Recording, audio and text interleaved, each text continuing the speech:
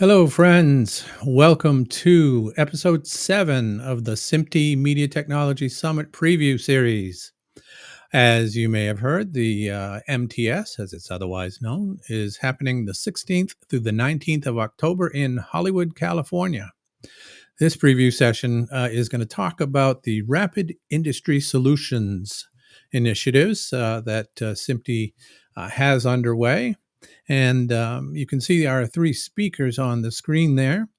We have Dr. Ryan Hendricks, who is a senior manager of the RIS initiative, on-stream virtual production. We have Dr. David Long, director of Magic Center, and that is part of Magic Spell Studios at the Rochester Institute of Technology. And we also have our very special David Hoffman. He is Business Development Manager for the Americas at Black Magic Design. And what I will do now is bring our speakers on screen. Hello, gents. How are you? Great. How's it going, Joel? Very, very well. Thank you. Thank you for being with us and giving us some information about the RIS sessions that are happening at the MTS. Before we get started, I wonder if you'd tell us a little bit about yourself, just a couple of sentences about what you do and your background. And let's go clockwise, starting with Ryan. Yeah, my name is Ryan Hendricks. I am the project manager for the Rapid Industry Solutions, specifically on-set virtual production. My background has been in documentary filmmaking, and I recently completed my PhD in media psychology, looking at the adoption of virtual production film tools. Very good. Dr. Long? Hi, Joel. Thanks. David Long. I am a color scientist and researcher at RIT. I also serve as the education co-chair for the RIS group, together with Ryan, representing a lot of our initiatives to get educational resources out to our industry. Great. Mr. Hoffman.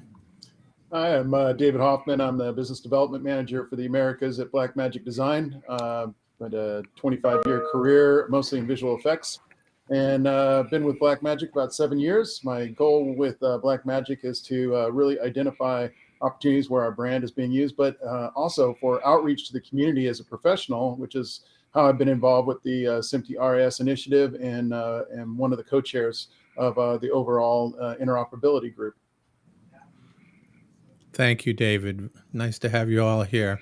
I'm going to put a QR code right up there next to Ryan's head. If you would, talking to our audience now, please scan that code. It will bring you to the registration page for the MTS.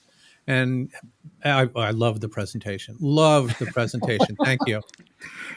Yes, please register for the conference. First set of questions, and we do have the questions grouped by the sessions that will be occurring at the MTS, but let's get a little bit of an idea of what this RIS thing is all about. And I'm going to turn to Ryan and ask you to tell us about RIS goals, the structure, what the possible outcomes are, etc. Yeah, absolutely. So Rapid Industry Solutions, or RIS. I like to call it RIS. Some people call it RIS for short. Really, it represents an exciting new perspective within SMPTE. Currently we have two core programs: on-set virtual production, which I mentioned before. OSVP is what we refer to it as, and then the Open Services Alliance, OSA. And yes, we do love our acronyms here at SMPTE. Our main objectives are pretty straightforward. I mean, first, we're all about establishing interoperability, workflows, best practices, essentially just creating a common language for better industry collaboration. And we're going to make this happen through a dynamic, adaptable tech review approach And the best part, we're sharing all the results with the industry for free. So, and then I would say second, we're committed to developing valuable educational resources that cater to various levels of expertise, addressing real world needs within virtual production. So it's an exciting journey ahead. And I'd say, why is OSVP, onset virtual production, important to the industry? I mean, virtual production comes with its fair share of challenges. First off, there are these pesky interoperability and connectivity issues that just won't quit. And thanks to all of those proprietary systems and the absence of solid standards. Then there's the problem of not really having enough trained professionals, stages, hardware, content, just to keep up with the demand. Plus, there's a pretty big gap in education, and that's where Dr. Long and Chaitanya come into play with the education workstream. Folks in the industry need more training, in both media and entertainment and real-time technologies. I mean, that's essentially what virtual production is, right? So, but hey, virtual production is a fast-moving train, and we're on board. And back in 2021, we formed the RIS OSVP advisory group. We're now 250, 300 plus members. We set our priorities and objectives, and guess what? Less than 2 years later, we hit a major milestone. The camera and lens metadata project released its initial version on GitHub for public input. And that's not all. We've got 2 more interop subgroups in the works, tackling camera tracking and color management simultaneously. So yeah, we're keeping pace with the rapid advancements in this exciting field. But now I got to hit one other aspect of RIS, which is the Open Services Alliance. It's a global go-to for making sure microservices in media can seamlessly chat with each other. Our industry sees new products and software, just popping up weekly, and you might even be part of that innovation. In the past, common plugs did the trick, but now the world of software, it's not that simple. Not every software combo needs a full API. Often microservices can do the job. That's where OSA, part of SMPTE's Rapid Industry Solutions, steps in. Crowdsourcing solutions for interoperability to keep our companies up to speed with the tech. Great, thank you. I think you mentioned Chaitanya in the onset virtual production part of your discussion. Is that Chaitanya Chinklekar? That's correct. Yeah, that's correct. So Chaitanya and David oversee the education work stream, and then we have 4 other individuals who have been sharing interoperability. We have Dave Hoffman here. We have Jim Gaduldik, Richie Argue, and then Jim Hellman has been at the helm of the camera and lens metadata group with Snehal Patel. So it's a great group of chairs. Again, we give all the credit to the advisory group. They're the ones who meet at all these meetings, and they're putting their heads together to make things happen. And it's a great collaborative, Switzerland approach to engineering and to collaboration. Awesome. Thank you for providing the context for the next segment. We do have questions for each of you, and the questions are grouped by the MTS session. There are, I believe, 4 sessions, and we'll have questions for each of you. I do want to invite our guests to post your questions in the chat. They will appear here, and we will, when the time is right, bring your question up onto the screen, and the most appropriate person to answer your question will answer that question. And let's see, first set of questions is about the Onset Virtual Production Color Management Report. That will be happening at starting at 10:45 on Tuesday, the 17th of October. And let's see, these questions are primarily for David, but I do invite David Hoffman. I do invite our other speakers to jump in if appropriate. But David, who will be presenting and moderating the color management panel in MTS? Well, Richie Argue, as we mentioned earlier, one of the other co-chairs, Mm. is going to be moderating. And on the panel will be Tim Kang. And Ryan, correct me if I'm wrong. Who are the other panelists that we've kind of just been pulling this together? Yeah, so Richie's going to be the moderator. He's the director in R&D over at Fuse Technical Group. He's also leading the charge again at RIS OSVP Color Management. Catherine Menninger, who also happens to be the director of color science at Portrait Displays. She's the lead of our color team. And then we also have last but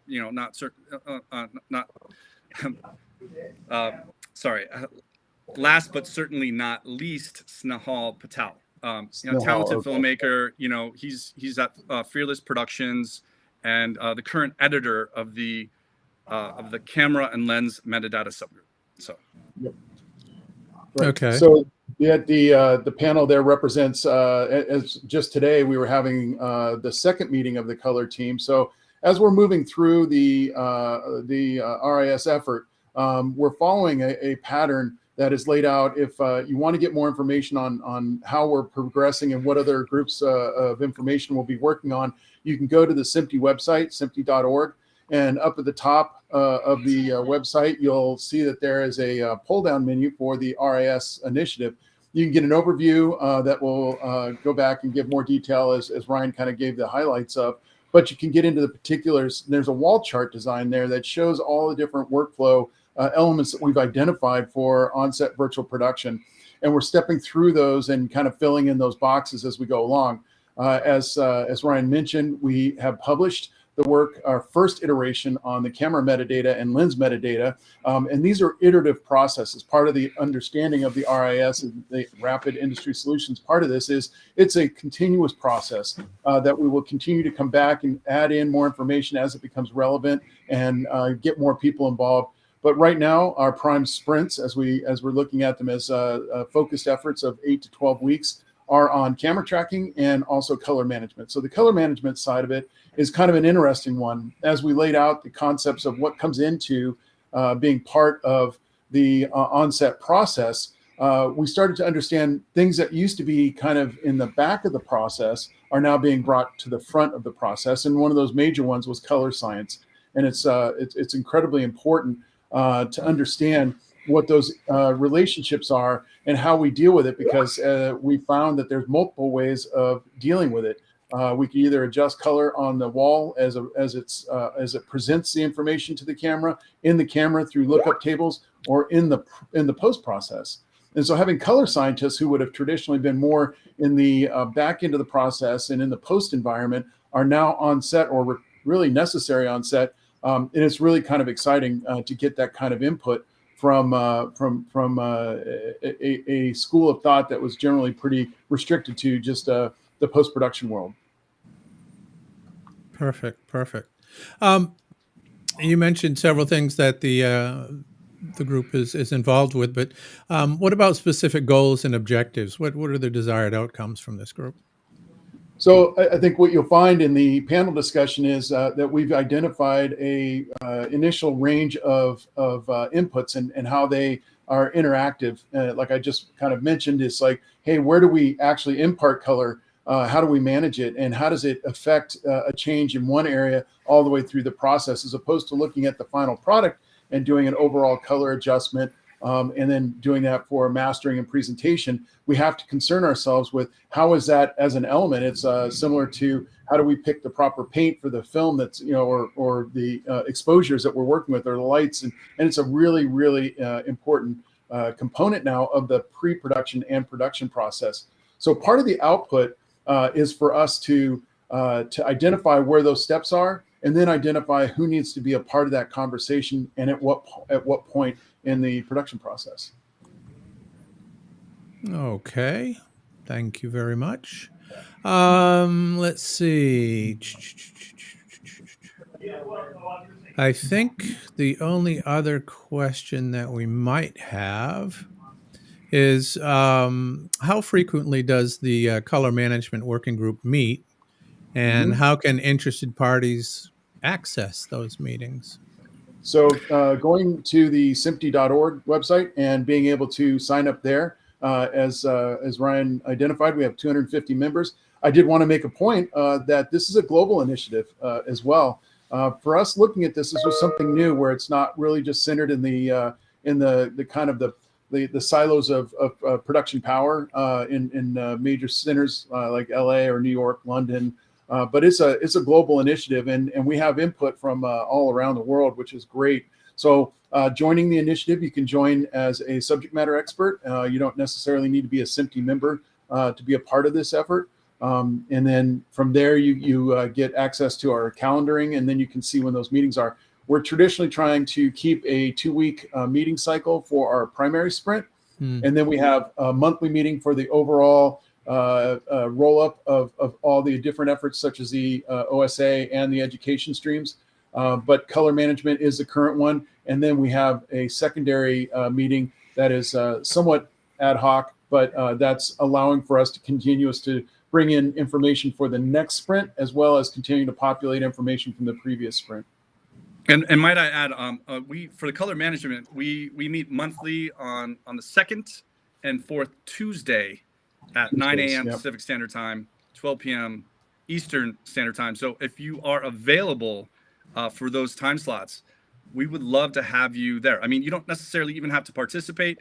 You could be a fly on the wall if you'd like, just to see what, all the subject matter experts in this field are talking about. So I think it is imperative, if this is your field, you need to join us on RIS, OSVP. You also need to come to Hollywood and register for MTS. It's going to be an amazing week. So we hope to see you there. And there is a QR code right there to register. Thank you for bringing that up. Thank you, David, for your responses to those questions. The next session that we want to talk about is actually going to go to Ryan.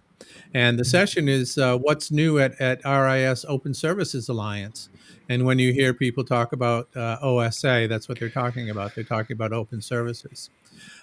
So Ryan, who's presenting the OSA panel? Yeah. Let me introduce you to the crew. I mean, our moderator will be none other than Chris Lennon. He's the executive director of OSA, and he is the CTO at Ross Video. Joining him are several heavy hitters.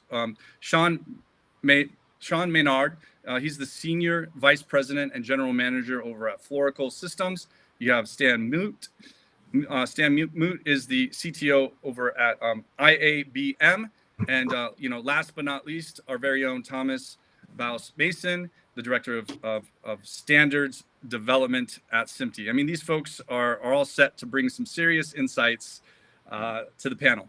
But I'd say that's the crew. That's the main crew, Joel. Thank you. Are these folks different or the same as the working group heads for the OSA? They are different. Well, Chris Lennon generally leads the group for Katina. So we have some work streams. I could go. Let me just break it down in simple terms. Okay, this talk is it's all about what's been happening in the 6 months since OSA joined forces with SMPTE plus RIS. The panel is going to dive into the super cool projects they've been working on. They'll be tackling stuff like sorting out terminology, creating an IMF registration API, getting into status reporting and logging, designing job processing, architecture. And at IBC we announced laying out best practices for live streaming. This is going to be one of the new work streams. And then also setting up a global services repository. And of course, our continued efforts in tinkering with Katina. So, who should be there? That's really the question that I'm sure you're going to ask next. Well, anyone who wants to catch up with this awesome bunch of engineers and really just learn about the exciting stuff they've been cooking up. It's basically your ticket to getting into your ticket into getting in the loop with just all the cool things happening in the OSA advisory group by RIS and SMPTE. So. Thank you, Ryan. And the Global Service Repository was announced at IBC, right? Yeah, that's correct. So think of it as a treasure trove of microservices. There's tons of them. There's tons of them out there, but they're all over the place. You don't have to have one spot to find them. Figure out which one suits your needs best, and get down to business. Sometimes you need speed. Other times cost is king. And then there are moments when you just want to you want to be all eco-friendly and reduce your carbon footprint. Being able to search through the vast sea of microservices not only saves time and energy, but it also opens up doors to solutions you might not even known existed. So it's a game changer, really. So it really does open doors and promotes partnerships and problem solving collaborations, as you just described, correct? 100%. Yeah.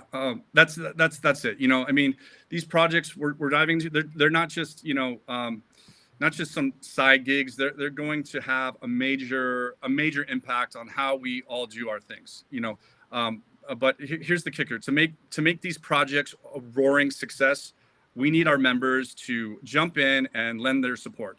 There's a real buzz of excitement at OSA and at SMPTE and RIS. I mean, right now. So you and your team are getting, maybe you're getting back into the groove of these projects and influencing what do we do? What do we do in the future? I mean, that's like adding fuel to the fire, making our momentum grow even stronger. Together we're going to make a huge splash and leave a lasting impact on the industry.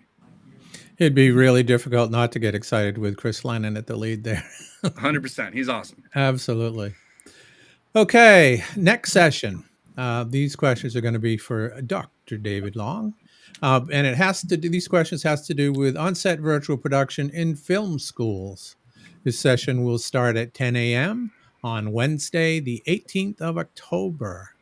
Who's moderating and speaking, David or Dr. Long? Thanks, Joel. Actually, moderation will be myself and my colleague Chaitanya Chinchkalar, who we gave a shout out to a little bit ago. Chaitanya comes from Whistling Woods Institute in India, so we have global representation, which is exciting.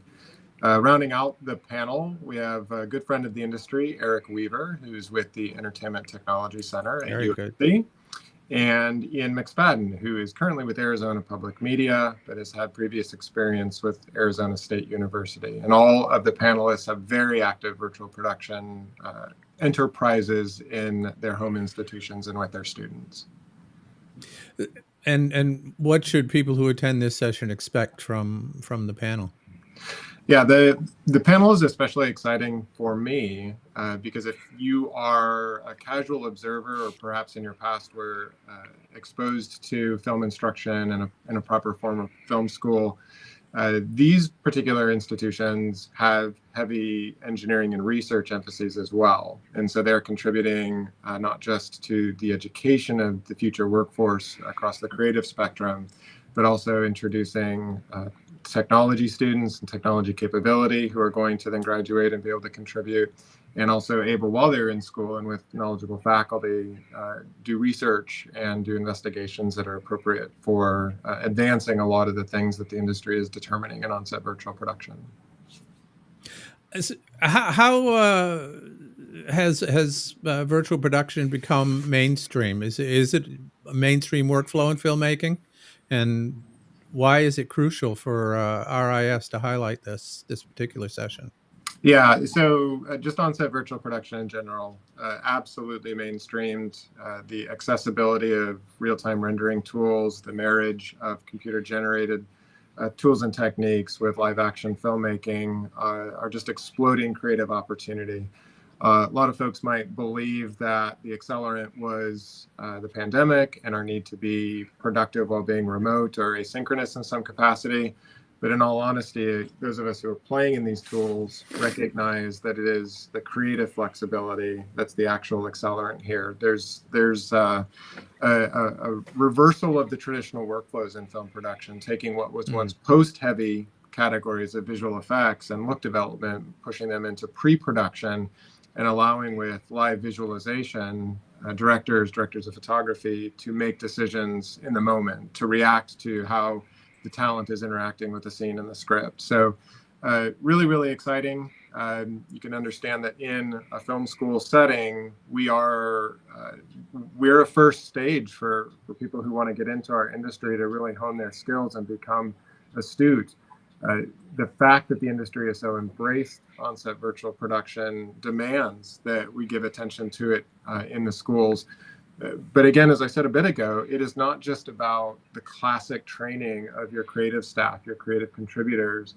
It's also about recognizing film schools are a risk-free, open and accommodating environment for research, for workflow development, interactivity with the industry to solve some of the concerns and questions that perhaps there just isn't bandwidth in the commercial life cycle to deal with.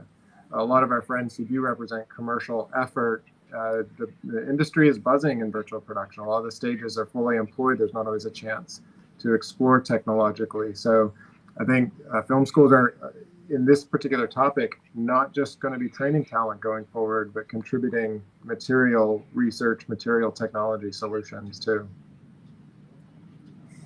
Thank you, David. I understand there is some key efforts underway at schools like RIT, where you are, USC ETC, Whistling Woods International, and and they're making virtual production academically and technologically available. What are some of these efforts? Yeah, those attendees of the MTS are going to hear a lot of case study, interaction between the industry and between these institutions that are represented. They are, again, unique in the landscape in that they're contributing technology solutions and research. They're contributing original thought, original permutation to the virtual production workflows, and doing so in a way that hopefully is compelling for the audience to hear about. Lots and lots of invitation of friends out in industry who take advantage of our faculty and our student resources to explore new ideas as well. You're going to hear that from Whistling Woods in India. Fabulous industry relationships there. Here at RIT, we have active industry research projects that are, again, promoting progress in and solutions to some of the pressing issues. I introduced myself as a color scientist. I've got a number of students who are researching color implications in the workflows. A nice crossover to our first session we heard about in this webinar. Thank you very much. The next session that we want to talk about is advanced metadata transfer protocols, methods, and frameworks. And this brings us back to Mr. David Hoffman. This particular session will be happening at 10:30 a.m. on Wednesday, the 18th of October at the MTS.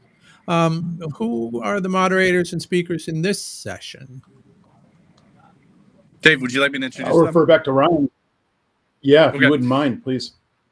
Yeah, not a problem at all. So our moderator for the discussion is Chaitanya. Chaitanya holds the roles of Vice President, CTO, and Head of Emerging Media at Whistling Woods International, as David mentioned. And then joining us as the panel on this panel is Vivek Kandasamy, and he serves as the senior faculty for virtual production within the emerging department over at Whistling Woods. And then rounding out that panel is going to be Ramiro Montes de Oca, the co-founder and director of R&D and in-camera visual effects at his new startup, Immersive Dimension. So Ramiro's insights are sure to enrich our conversation, as well as Chaitanya's and Vivek's.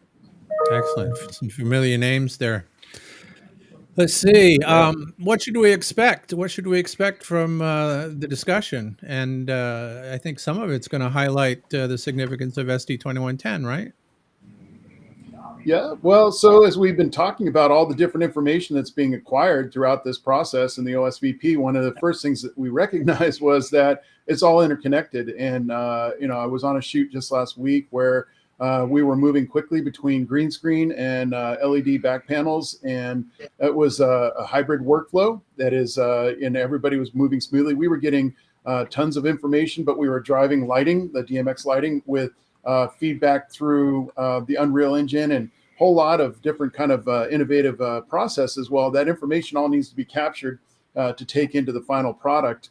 And so first you have to identify what is the information, where is it coming from, how is it acquired, how do you contain all that? And what we've been seeing is really looking back on the foundation of what SMPTE is and looking at the already existing standards. In this case, ST 2110 has a number of subsections to it that allow for us to encapsulate that information from audio, from tracking, from lighting, other things like that. And we are expanding some of those other definitions to incorporate as yet undefined data. So I think it's really important to look at these panels as ways of getting your voice in that conversation early, and to look at, you may not have thought of your voice would be relevant. We talk a lot about the on-set virtual production as more of a cinematic workflow, but from what I've seen more and more, and even in this shoot last week, we had a switcher in there, and they were doing using a live switcher in the process and getting a line cut as well as ISOs of all the cameras and all the data. We're looking at broadcast workflows in the sets, but we're also looking at cinema workflows in broadcast. We're looking at depth of field. We're looking at color management. LUTs in cameras would have never been something we would have thought of in broadcast. And, my kind of internal joke over the last year, after doing a panel at the MTS last year, was I had to remind everybody that the T in SMPTE stands for television. And we've been solving interconnectivity issues for quite some time in the broadcast world. Now we're bringing that into the cinema workflow, and we're taking some of the aspects of cinema workflow and bringing that into broadcast. And that convergence is really what these panels are about, is identifying where those crossovers are, where that data comes from, and how we manage it across the various workflows. Thank you. So, extensive metadata. Why is it important for virtual production, and how does it affect the overall production process? Yeah, if you're not capturing the information, then you're not able to use it later. And as we see, a lot of the workflows that we're getting are being capitalized in reutilization. Used to be a cross-marketing situation. Hey, I'm going to go and I'm going to shoot something live, and then I want to have that in-game asset, or I want an in-game asset to be live. Those are happening in real time now, and being able to drive that information in the context we've been talking about earlier about lens and camera metadata, camera tracking, but also now the color management. How do we process that in, and how do we capture that? So if we have to recreate that later and have those assets reconstructed, how do we do that? We're also looking at, obviously, over the last decade or so, and the explosion of visual effects, more than a decade, the involvement of multiple teams to get some of these bigger projects done are very important, and that data has to be transferred across, and a lot of times wasted in just traversing. Hey, I need to encapsulate this information and get it to you. What format do you want? That kind of stuff. So looking at ways of getting to best practices and making that transition and sharing smooth as possible amongst not only inner working teams on a project, but inner project teams across let's say a franchise or an entity, a brand like the Marvel Universe or something like that. Okay. And probably our last question here, who should attend this particular panel? And the more difficult part of the question, why should they attend? Would you like me to answer that, or Dave? I'll pass back to Ryan on that one. Go ahead, Ryan. I mean, honestly, everyone in the industry is in for some sweet benefits. I mean, whether you're a creative genius, a tech whiz, a pro with game engines. I mean, part of the production dream team, a consultant even, or even virtual reality. You're a virtual reality wizard. This is for you. Our goal is to serve the whole shebang of the industry ecosystem. So no one is left behind. Now here's the cool part. We're all about teamwork, so we're throwing out the invitation. We want professionals like you to join the RIS advisory group, whether it's OSVP or OSA or even both. We're not picky, and we want to see you at MTS. I mean, we're after a diverse bunch of experts to really tackle these challenges like pros, because I mean that's what you all are. You guys are pros. So if you're a nonprofit and maybe an association or an academic institution like Dr. Long here, you can hop on board for free. But if you're a big industry player, you can show some love with a pledge of any size. So let's make this journey together. We really hope that we see you at the Media Technology Summit coming up here in a few weeks. And how can people register? So it's quite simple. It's right here, right there. That's correct. That's right. Well, thank you very much, all three of you. Very informative. And I hope folks that are listening to both the live session and the on-demand video, which will appear on SMPTE's YouTube, Facebook, and LinkedIn sites, will take advantage of what you've learned in this session and register for the MTS. And with that, thank you very much, Dr. Ryan, Dr. David, and Mr. Hoffman. Thanks, Joel. Take care, and hopefully we'll see hundreds and hundreds and hundreds of people registered. Bye-bye now. Thanks, Joel.